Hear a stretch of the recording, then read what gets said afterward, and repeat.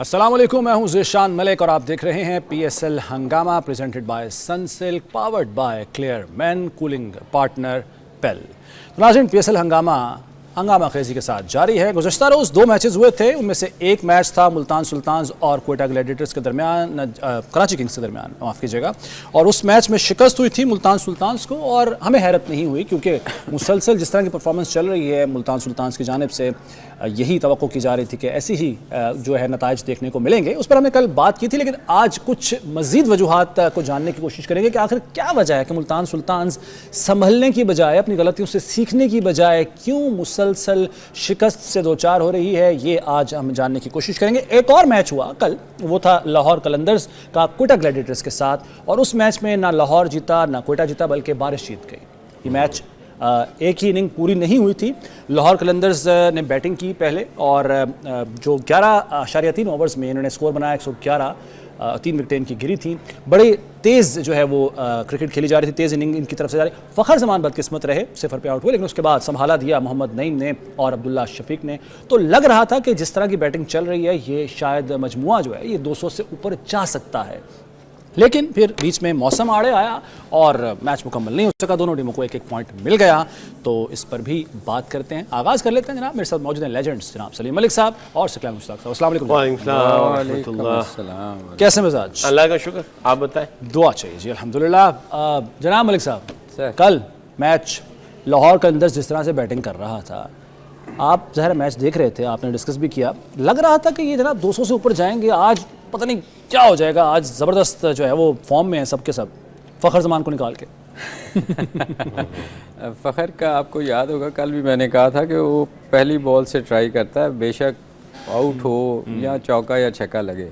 थोड़ा सा अनलकी रहा स्टार्ट में, असल में मेरा ख्याल मिस जज कर गया वो बॉल वो अंदर खेला, बॉल हल्की सी पड़ने के बाद बाहर निकली है और वो आउट हुआ है। एनीवे, मगर उसके बाद नईम ने और अब्दुल्ला शफीक ने बहुत जिम्मेदाराना बैटिंग संभाला दिया टीम को, जिसको कहते हैं। और नईम से हम एक्सपेक्ट कर रहे थे, काफ़ी अर्से से हम बात भी कर रहे थे कि वो नहीं, मैं आप देखें नईम जो है ना, मैं उस दिन भी कहा था कि वो शॉटें अच्छी खेलता है, T20 का प्लेयर है, जाके बड़ी हिट मारता है, मगर उसको पिक करने नहीं आ रही कि किस बॉल को किस साइड पे खेलना है। वो थोड़ा सा उसको चेंज करना पड़ेगा कि वो ऑन साइड पे ज़्यादा लेके जाने की कोशिश करता है।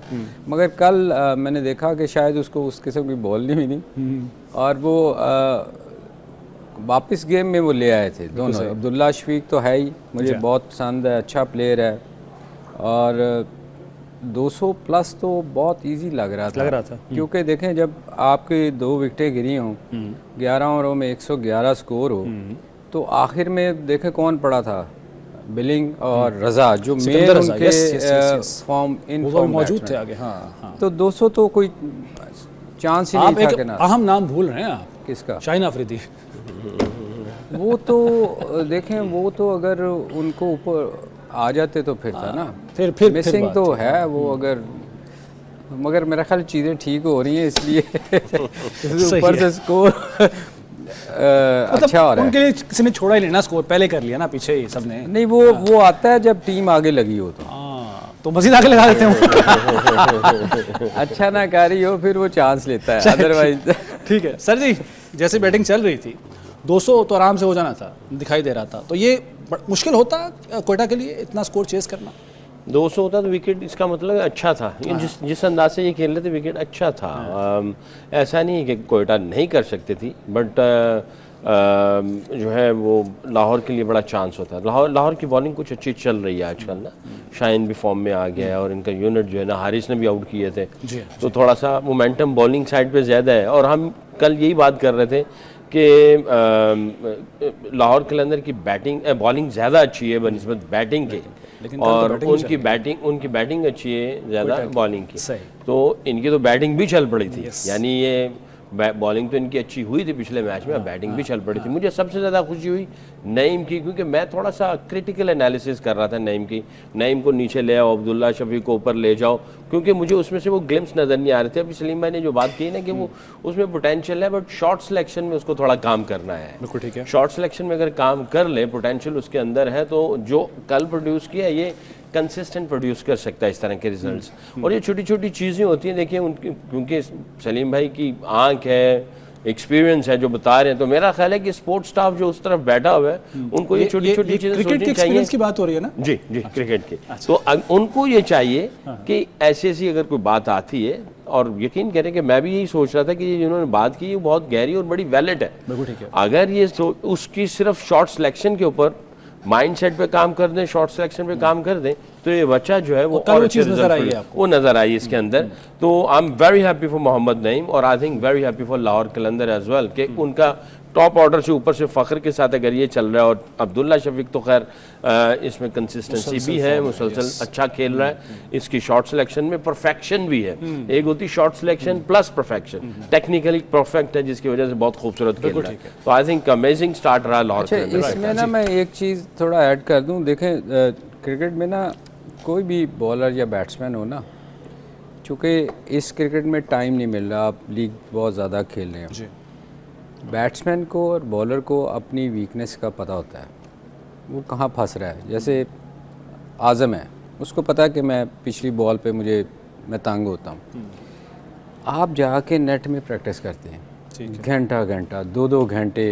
अगर सकी जैसे था, सकी मेहनत की तो वो बॉलर बना ना, कि आप जाके फिर देखते हैं कि यार मेरा बॉल यहाँ नहीं गिर रहा, आप वहाँ जाके प्रैक्टिस करते हैं, 2-2 कमजोरियों पर काम करते हैं आप। ये हमारे यहाँ लोग जैसे नईम की हम बात कर रहे हैं ना, इसको पता है कि ये कहाँ फंस रहा है। बैट्समैन को 100% पता होता है कि मैं यहाँ तंग हो रहा हूँ। बंदे को खुद भी मेहनत करनी चाहिए जाके। ज़रूरी नहीं है कि आप हर काम स्टाफ तो चलो वो बताएगा आपको, मगर एग्जीक्यूशन आपने खुद करनी है जाके। आपको मेहनत जितनी देर उस चीज़ पे नहीं करेंगे, देखें हमारे यहाँ लोग ना काम चला रहे होते हैं आपस में उसकी वजह से मुझे पता क्या हुआ है वो सिर्फ मुझे और आपको पता है। असल में लोग सकी मेहनत नहीं करते जाके। आप देखो हमारे टाइम पे हम लोग 2-2 3-3 घंटे सारे प्लेयर जितने भी थे बहुत मेहनत करते थे। ये इन बच्चों को इस चीज़ पे ज़रूर काम करना चाहिए कि अपनी वीकनेसेस खुद भी ठीक करनी इनको बताना तो कोच का काम है ना, स्टाफ का काम है। जाहिर है अभी ये यंग हैं, अभी उस तरह से एक्सपीरियंस नहीं है। आप लोग शेडोइंग करते रहे, जो एक्सपीरियंस प्लेयर्स आपके से ऊपर थे, हमेशा आप लोग अक्सर नाम भी लेते हैं, ज़हीर अब्बास और बहुत सारे नाम हैं। इनके पास क्या ऐसी गाइडेंस मौजूद है या आजकल के बच्चों के पास? ये देखें, ये तो अब स्टाफ जो इन्होंने रखा हुआ है वो देखें ना, वो तजर्बाकार होना चाहिए, जिसको पता होना चाहिए कि यार ये देखे मैच पूरा और देखे कि कौन से बच्चे में हमारे में कौन सी गलती वो कर रहा है। मैं इसलिए कह रहा हूँ कि बैट्समैन को खुद जाके ठीक करना चाहिए, क्योंकि बाहर जो स्टाफ बिठाया हुआ है ना वो इस मामले में ना वो देखें कई दफ़ा फेवरेट आप लोग रख लेते हैं अपने, जो आपके इर्द गिर्द आपकी टाई ठीक कर रहे होते हैं, आपकी शर्ट ठीक कर रहे होते हैं। ऐसे बहुत से लोग मैंने देखे हैं जो फर्स्ट क्लास के बहुत सारे लोग हैं टीमों के साथ। तो वो जो अगर तो आपने रिज़ल्ट लेना है, देखे ना जो अली तरीन है वो इतना शोर मचा रहे हैं इस चीज़ पे, तो उनको इस पे भी काम करना चाहिए कि अपना स्टाफ ठीक रखे। ये जो बात की है इस मामले में मुल्तान सुल्तान खुशकिस्मत है ना कि उनके पास बाहर ऐसा एक बंदा मौजूद है जो उनको बता सकता है नहीं ऐसे नहीं खेलो, फलां गेंद करवाओ, फिर तुम्हें स्कोर नहीं पड़ेगा। और जब वो कराते हैं गेंद और छक्का पड़ता है तो अगले मैच में वो बॉलर होता ही नहीं है। अली तरीन जिस तरह से मुल्तान सुल्तान को लेकर चल रहे हैं या थे अब तक, बहुत बड़ी वजह है ये मुल्तान सुल्तान की अब तक के इस टूर्नामेंट में नाकामी की। नहीं, आपने भी कहा कि क्या अली तरीन बता रहे थे कि बॉलिंग ऐसे करो, छक्का लगाओ। जी क्रिस जॉर्डन ये जी सामने आई है ये बात। क्रिस जॉर्डन के हवाले से उन्होंने हिदायत भेजाई है। ये बेसिकली पॉडकास्ट में उन्होंने एक साहब से बात करते हुए यह बात खुद बताई है। उन्होंने एक्चुअली उनकी जो इस तरह की स्टेटमेंट्स हैं वो आती रहती हैं वक्तन फ़वक्तन। उन्होंने बताया कि जी हमने ये इंस्ट्रक्शन भेजी कि ये बॉल जो है ना यहाँ करवाएं, ऐसे करवाएं, और नहीं करवाएगी वैसे बॉल और छक्का पड़ गया। अब इत्तफाक की बात ये उन्होंने नहीं बताया, ये मैं बता रहा हूँ। इत्तफाक की बात है कि अगले मैच में वाले बॉलर नहीं थे, वो निगल हो गया होगा उसको। किसको? उसकी वजह क्रिस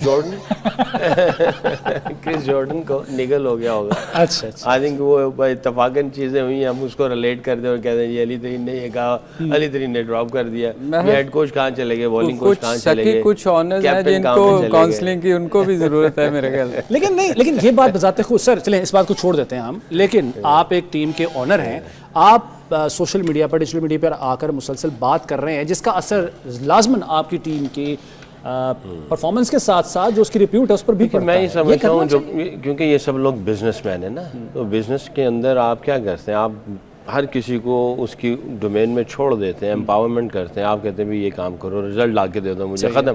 आप उसके अंदर जाते नहीं हो। चाय वाले को कहते हैं आप चाय बनाओ, उसको कहते हो ये करो, फलां सेल्स वाले को कहते हो सेल्स वाला करो, मार्केटिंग वाला उधर चल। हाँ, आप ऊपर से मॉनिटरिंग करते हैं, देखते हैं क्या है क्या नहीं है। इसी तरह क्रिकेट के अंदर भी जब आपने पूरा स्पोर्ट्स स्टाफ रखा हो, आप उनको छोड़ दें, आप उनको एम्पावरमेंट दें, वो देखें कि अपना काम सही कर रहे हैं कि नहीं कर रहे हैं, क्योंकि उनको जो गहरा नॉलेज या गहरी निगाह उनकी होगी, किसी और की नहीं होगी। और जिस तरह से 24/7 वो सोचते होंगे, ऑनर नहीं सोचता होगा। ठीक है, उनको ब्रांडिंग चाहिए, नाम चाहिए, टाइटल चाहिए, ट्रॉफी चाहिए, और फिर जाहिर अपना एक्सपोजर चाहिए, ये सारी चीज़ें चाहिए होती हैं। इसीलिए तो ये आके बैठते हैं सामने, कभी कैमरा भी आए, हमें एक्सपोजर भी मिले, हम ऑनर भी हैं, हम एक टीम का ये करता धरता भी है, सारा कुछ है। तो ये सारी चीज़ें ये चाहिए, उसके पीछे लगे होते हैं। बहरहाल इस फील्ड के अंदर मेरा ख्याल है किसी ऑनर को आना नहीं चाहिए।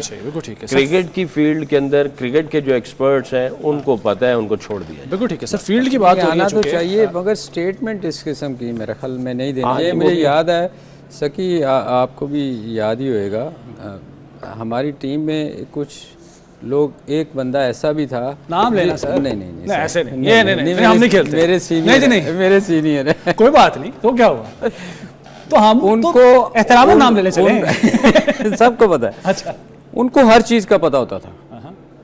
वो डॉक्टर भी थे, हमारे फिजियो भी थे, देखो वो हंस रहा है।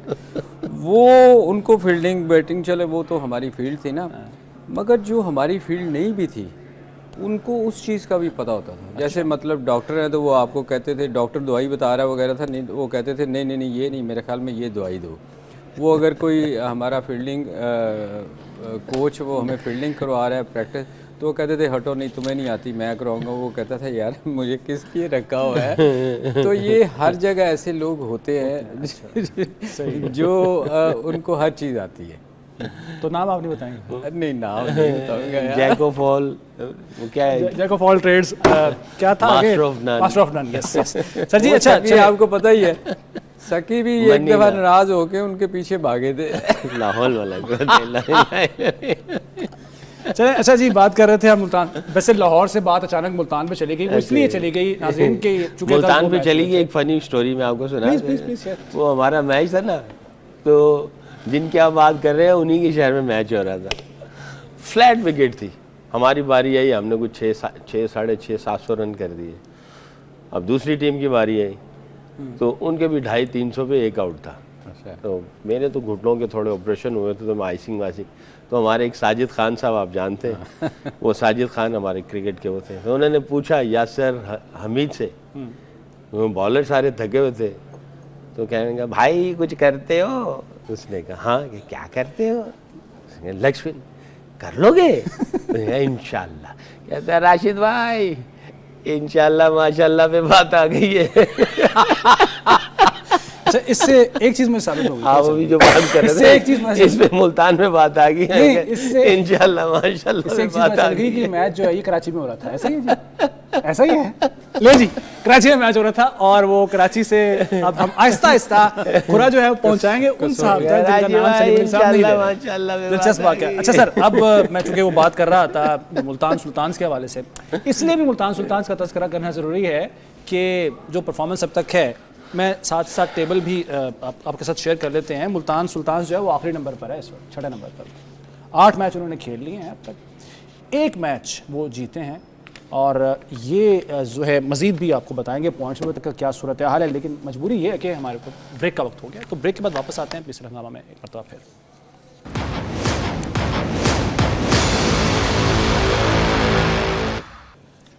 एक बार फिर आपको खुशामदीद कहते हैं। ब्रेक पे जाने से पहले हम बात कर रहे थे मुल्तान सुल्तान्स की, और मुल्तान सुल्तान्स की मुसलसल जो नाकामियां हैं इस टूर्नामेंट में पीएसएल सीज़न 10 में, और पॉइंट्स टेबल पर एक नज़र डाल रहे थे हम कि इस वक्त इस्लामाबाद यूनाइटेड तो है ही टॉप पर, 1 मैच सिर्फ वो हारे हैं और वो लाहौर कलंदर से वो हारे हैं। लेकिन ओवरऑल 6 मैचेस खेलकर 5 मैचेस जीतकर वो 10 पॉइंट के साथ सर फहरिस्त हैं। दूसरे नंबर पर लाहौर कलंदर्स आ चुकी है। 8 मैचेस उन्होंने खेले हैं, एक मैच जो कल का है वो बराबर रहा है उनका, और उसमें उनके टोटल जो पॉइंट्स हैं वो 9 हो चुके हैं।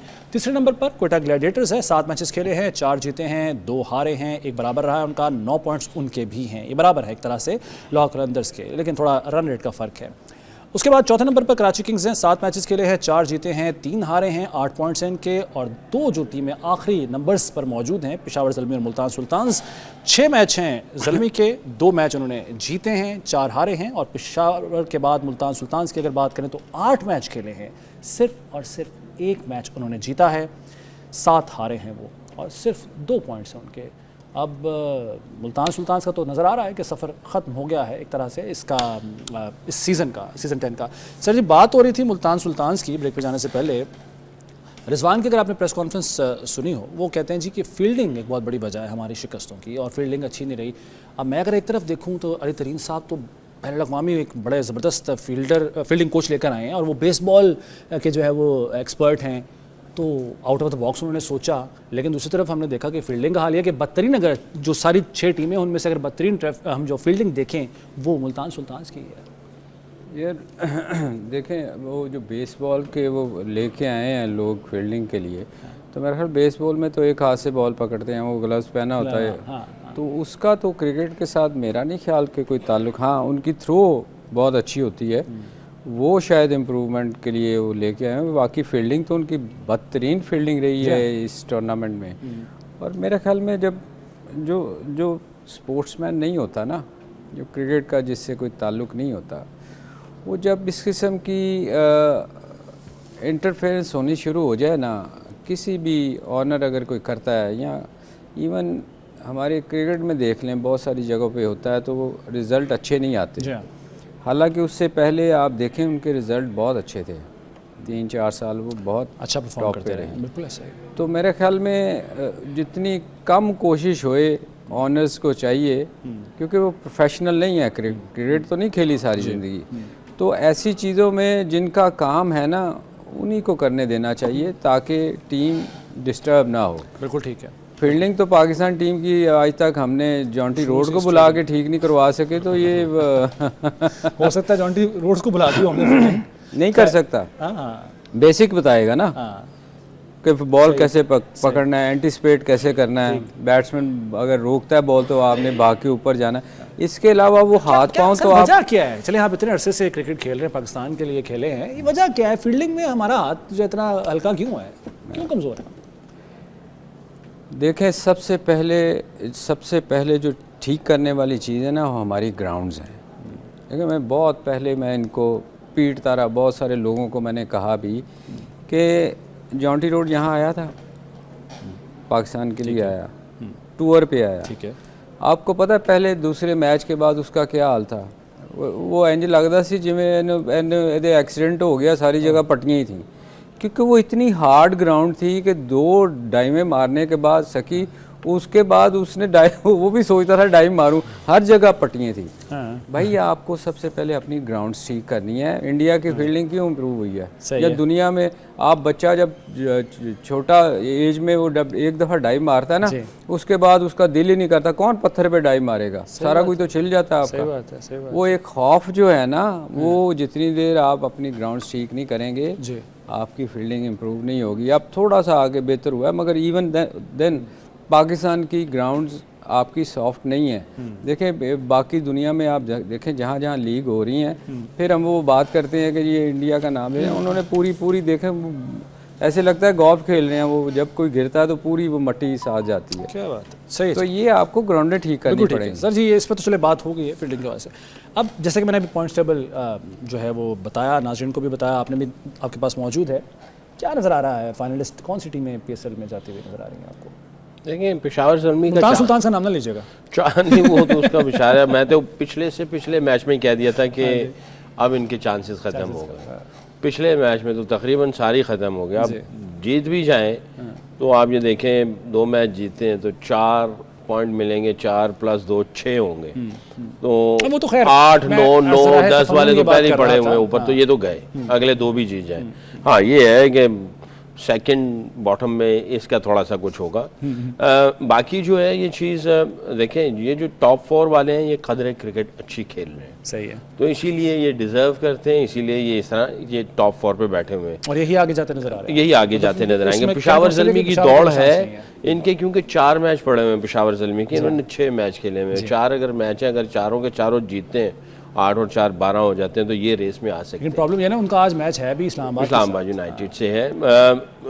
देखिए T20 गेम है, इसमें कुछ पता नहीं चलता किस वक्त क्या हो। इस्लामाबाद से एक दफा हार चुके इसी टूर्नामेंट में, सीजन 10 में एक बार इतनी बुरी नहीं है इनकी, अगर देखा जाए आप इनको राइट ऑफ नहीं कर सकते। हाँ, आप कहेंगे कि भाई इनका 30%, 35, 40% चांस है ऑन द डे। देखें, एक मैच जीतने के लिए सिर्फ 3 प्लेयर या 4 प्लेयर कुछ ऐसा कर दें, आप जनाब वो जीत सकते हैं। बाज़ वक़्त ऐसा होता है एक ओवर मैच का पूरा पांसा पलट देता है, तो T20 में खास तौर पे तो आप इनको राइट ऑफ नहीं कर सकते। पेशावर ज़ल्मी को अगर यहाँ से ये उठ के चले जाते हैं तो इनकी जो है ना फंटास्टिक किस्म की परफॉर्मेंस होगी, और तीनों फॉर्मेट में यानी तीनों शोबों में इनको बहुत अच्छी क्रिकेट खेलनी पड़ेगी। देखिए मुल्तान सुल्तान क्या रोना धोना कर रहे हैं, ये हमारी फील्डिंग अच्छी नहीं है। फील्डिंग सबसे पहले आएगी, जो कि टीम के अंदर जो है वो वाइब्स क्रिएट करेंगी, टीम की यूनिटी और टीम का बिलीफ अंदर के, उनकी विलिंगनेस दिखाएगी कि भाई वो किस तरीके से खेल रहे हैं, वो सपोर्ट करेंगी बॉलर्स को। तो ये एक साइड पे आप डिफेंड और